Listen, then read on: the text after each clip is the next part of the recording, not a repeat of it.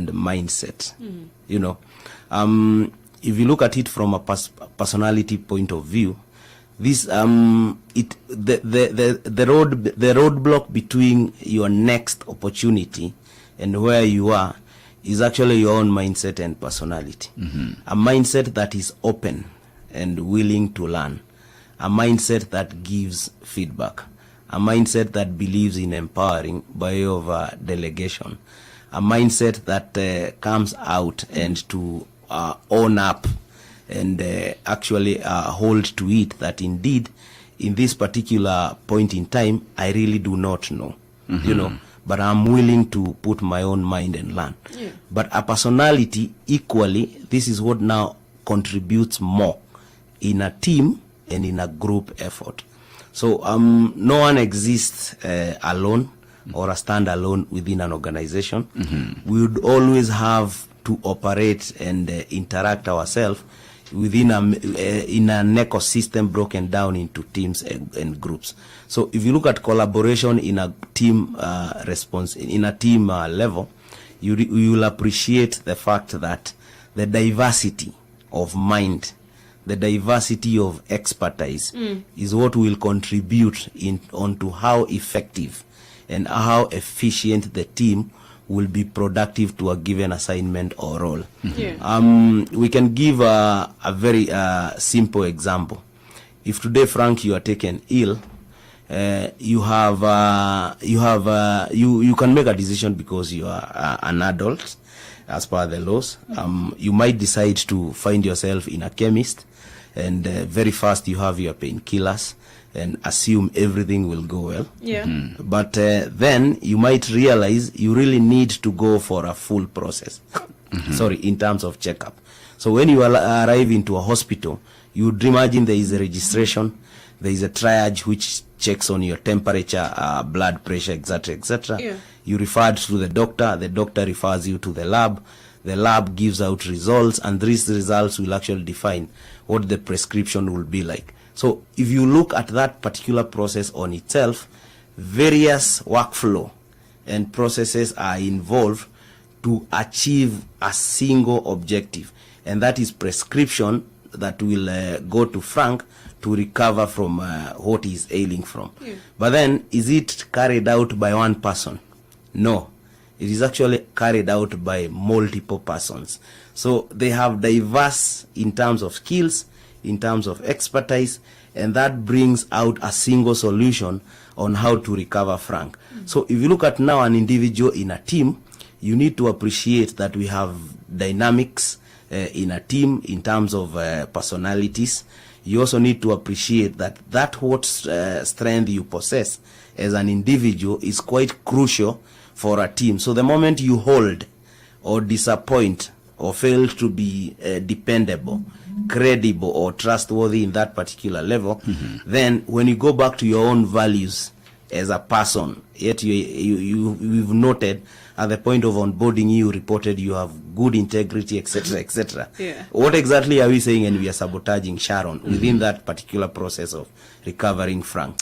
So really, if you move it now to the group, which now looks at an organization as a single entity, how do we come in and always at any given time serve ourselves to the main objective of the organization? How do we actually comply with our rules and regulations? More often, people tend to not appreciate the fact that the meaning of a duty is that, Sharon, you're supposed to be in your workstation. That is what a duty means. The responsibility is that you have to be accountable and you have to be responsible for that what has been assigned to you. So when you look at it now from the perspective of a group, this being now the organization, at that structure level within culture, your duties and responsibilities were broken down and they were defined. But how do they speak to that organization collectively now from yourself as an individual and collectively from yourself as a team? So really, if you look at it now from a balancing act, where the employer will bring in direction structure, purpose, and routines, the employee really has to come in and demonstrate that indeed what exactly they are doing is to serve, to provide for a problem which existed for them to be onboarded. Then a solution is expected out of their existence in the organization.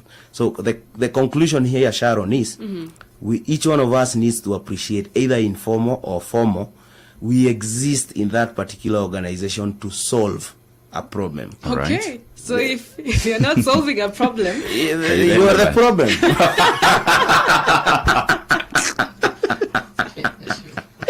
There's no any other reason you exist. The problem in Hope Media for you to come in and hold your position is that they already had Hope FM. You know? So who comes in and runs through the program from about 4 a.m. all through? The problem is that Hope FM needed to start running within this particular direction from 4 to 9. So what is it that we need? This is the expertise that we require.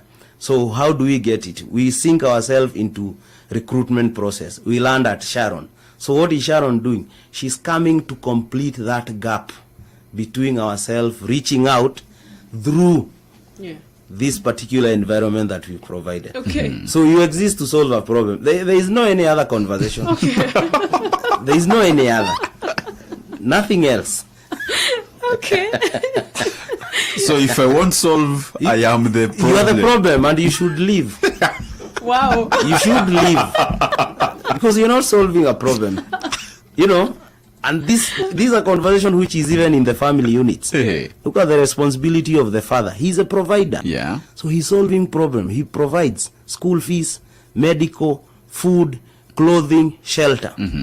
What is the responsibility of the mother?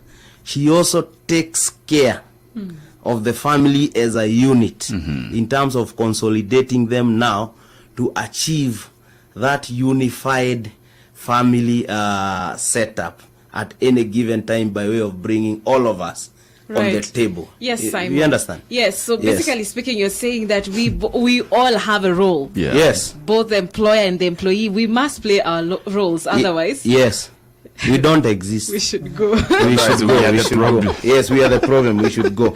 We have to wrap up. Imagine, we have just 2 minutes. Okay, so as we wrap up, Yes. if you look at it now from the stakeholder perspective, it's more or less on ethical standards. If you have a board of advisors or directors, it is only fair that they come in and also check on the founder or the CEO or by the way of telling them the truth. If an organization is not headed in the right direction in terms of marketing, governance, financial reporting, please let that information come out. Do not be misled to serve otherwise, because the more you pull that organization south, the more you destroy it. If you are our finance auditors, come and tell us the true position when you look at our own numbers. If you are doing well, please proceed and tell us. Where we are weak and we need a lot of improvement, can we equally come in and do it? For our own suppliers and business partners, let us invoice, let us bill as per the consumption, as per the agreed prices. So when you start colluding, we come in and erode on moral values, and we start breaching now on the ethical standards, which now again have a ripple effect on the integrity. So the conclusion is, each party, from the employer to the employee to the stakeholders, including the government, has a responsibility when it comes to productivity. But obviously there could be eventualities, like COVID-19 came in, you know, it distracted how productive or production went on. Technology has equally been destructive. How are we adopting? And of course now the various laws or rules and regulations. There could be curfew. Right. How can we look into productivity? So thank you very much. Thank you, Simon. I'm sorry, we really have to end this, okay. but very helpful. Thank you. I hope that